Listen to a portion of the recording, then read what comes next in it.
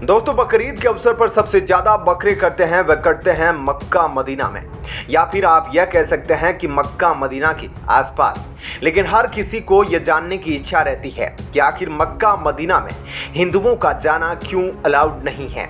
एक हिंदू शख्स जरूर जानना चाहता है कि क्यों अलाउड नहीं है, और यही जानने के लिए एक हिंदू शख्स वहां पर पहुंचता है और क्या कांड होता है अब आपको विस्तार से बताते हैं कि कैसे केरला का एक शख्स रमेश, जो कि हिंदू था, वह मक्का मदीना पहुंचा और उसने क्या कुछ किया।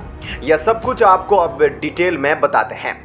दरअसल रमेश नाम का एक व्यक्ति था और जब वह 10 साल का हुआ तब से ही वह यह सोचता था कि आखिर मक्का मस्जिद में ऐसा क्या है कि वहां पर गैर मुस्लिम यानी कि हिंदुओं को या फिर किसी भी धर्म के लोग को जाना मना है।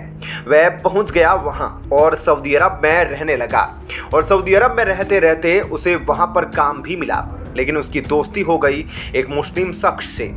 लेकिन उस दोस्ती के बाद जो कुछ भी हुआ दोस्तों, वह सबके होश उड़ा देगा। दरअसल हुआ क्या कि वह मुस्लिम धर्म अपनाने लगा और उसकी चाहत यह थी कि चाहे जो भी हो वह मक्का मस्जिद पहुंचेगा और वहां पर सब कुछ पता लगाएगा कि आखिर वहां पर होता क्या है।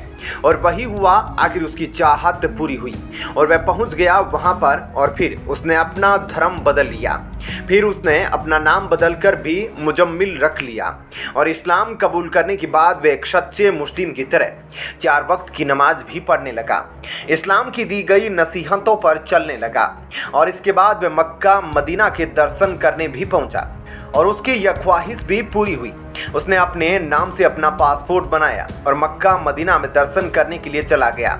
अब यह बात ध्यान देने वाली है कि रमेश जो अपना नाम बदलकर और धर्म बदलकर मुजम्मिल बना था, वह इस्लाम की तरफ दूसरी तरफ से आकर्षित हो गया और उसने यह सोच लिया कि वह अपनी आखिरी सांस मक्का मदीना पर ही लेगा। इसलिए जब वह वहां पर गया तो उसने खुदा से यह दुआ की कि अब वह उसे अपने आगोश में ले ले।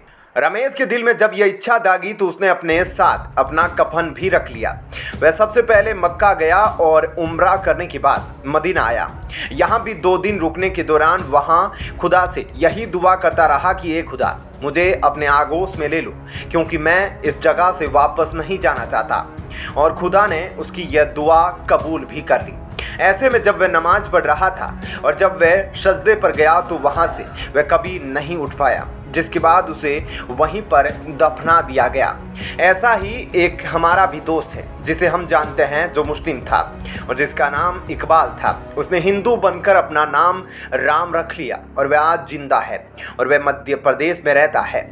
और दोस्तों, रमेश के नाम के उस व्यक्ति की अगर बात करें जो मक्का मदीना में गया था, उसने मक्का मस्जिद में जो एक चीज पता की वह यह थी कि दोस्तों कुछ छुपी हुई चीज थी जिसे ढक कर रखा गया था और वह हिंदू से लिंक था। अब इसका पूरा खुलासा कब होगा, यह तो जब होगा वह हम आपको जरूर बताएंगे, और ऐसी ही वीडियो देखने के लिए आप चैनल को जरूर सब्सक्राइब कर लीजिएगा।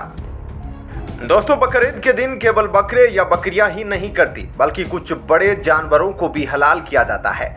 और जो मुस्लिम ये बोलते हैं कि भारत में उन्हें टॉर्चर किया जाता है, या फिर ओबामा का जो बयान आया था हर जगह जो वर्ल्ड में, या फिर ओवैसी हो, हर जगह जो बोलते हैं कि हिंदू मुस्लिमों को टॉर्चर करते हैं और यह सब करते हैं, तो आप ये क्लिप देखिए कि कैसे आज बकरीद के दिन गौ माता की तस्करी हो रही है।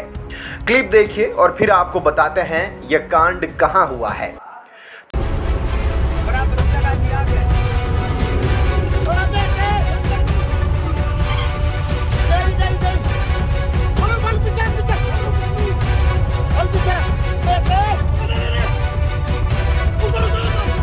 तो आपने देखा दोस्तों कि गौ माता का किस तरह से बकरीद के नाम पर तस्करी हो रही है। सबसे पहले तो आप ये कमेंट करके जरूर लिखिए सेव गौ माता, ताकि ज्यादा से ज्यादा लोगों तक यह न्यूज पहुंचे।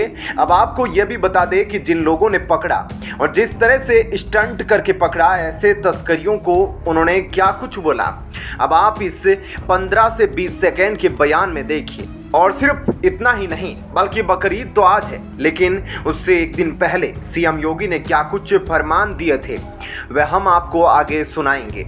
लेकिन इन सब रिस्ट्रिक्शन के बावजूद मुस्लिमों ने ऐसा किया है। उन पर क्या कार्रवाई होनी चाहिए, आप कमेंट करके जरूर बताइएगा। अब आपको सुनाते हैं सीएम योगी का वह फरमान जो बकरीद से ठीक एक दिन पहले उन्होंने सभी अधिकारियों को एवं हिंदू भाइयों को बोला था। तो आपने देखा दोस्तों कि आज बकरीद के नाम पर किस तरह से मुस्लिम लोग हिंदुओं की जो शान है गौ माता, उसे तस्करी करके एक जगह से दूसरी जगह पहुंचाने का काम कर रहे हैं। हालांकि यह सब नॉर्थ इंडिया में बहुत कम होता है, बल्कि साउथ में चले जाइए तो ज़्यादा से ज़्यादा लोग इस तरह की एक्टिविटीज़ में इन्वॉल्व रहते हैं और गौ तस्करी चरम पर रहती है।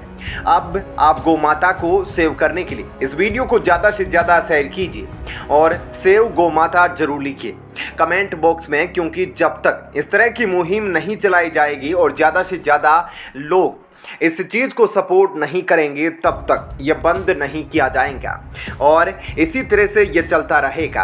हालांकि सरकार इसको रोकने के लिए काफ़ी कुछ कर रही है, लेकिन अभी भी पूरी तरह से यह बंद नहीं हुआ है और चोरी छुपे भारत में लोग इस कांड को अंजाम देते हैं। इसलिए इस वीडियो को ज़्यादा से ज़्यादा शेयर कीजिए और अपने कमेंट इस पर ज़रूर करें ताकि यह मैसेज और वीडियो ज़्यादा से ज़्यादा लोगों तक पहुंचाया जा सके और इस तरह की हरकतों को पूरे भारत में रोका जा सके। दोस्तों, आखिर ऐसा क्या हुआ कि अब पाकिस्तान भारत को कॉल कर रहा है, भारत से बातचीत करने के लिए अब आगे बढ़ना चाहता है? तो सबसे पहले तो आपको बता दें कि अभी पाकिस्तान की स्थिति ऐसी हो गई है कि उसे अब और देश तो छोड़िए, मुस्लिम देश भी लोन नहीं दे रहे हैं और इसकी वजह से पाकिस्तान में अब गरीबी दिन ब दिन बढ़ती जा रही है। इस वजह से उसे अपने एक बड़े पोर्ट को बेचना पड़ा है। उसे खरीदने वाला एक मुस्लिम देश था।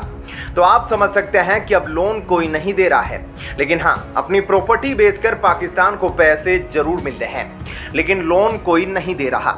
ऐसे में अब वह भारत से फिर से दोस्ती करना चाहता है। उसने यहाँ तक कह दिया कि अगर पीओके के लिए भारत बात करे तो वह आगे बढ़ेगा, लेकिन भारत बिल्कुल भी नहीं चाहता कि पाकिस्तान की इस तरह से कुछ मदद की जाए। हालांकि भारत मदद करता था, लेकिन कब तक? तो आपको बता दें कि जब तक वह मुंबई हमला 26/11 वाला हमला नहीं किया था उसके पहले तक। लेकिन अब भारत क्यों मदद करेगा उसकी? क्योंकि जो देश भारत के ही पैसे लेकर भारत के आर्मी मैन्स को, भारत के इनोसेंट नागरिकों को अपने आतंकवाद के जरिए मारने की कोशिश करता है, इसलिए भारत अब कुछ भी नहीं करने वाला है। लेकिन फिर भी पाकिस्तान को एक उम्मीद है कि भारत उसकी मदद करेगा।